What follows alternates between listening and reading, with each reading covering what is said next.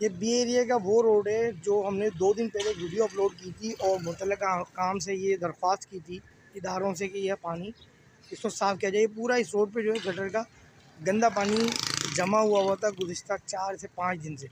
उस साइड पे मैं खड़ा हुआ था जब मैंने वो वीडियो बनाई थी।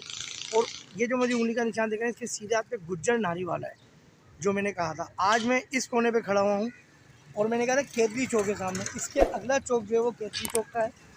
और ये पूरा रोड जो है वो गटर के गंदे पानी से भरा हुआ था। ये जितने ताजिर बैठे हुए हैं और भी दुकानें हैं, इन सब के कारोबार जो है वो डिस्टर्ब हो रहे थे।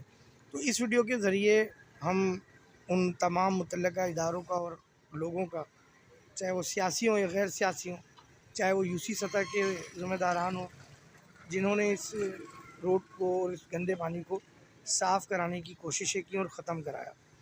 Central news with Munir Ahmad से इजाज़त दीजिए। अस्सलाम वालेकुम रहमतुल्लाहि व बरकातहू।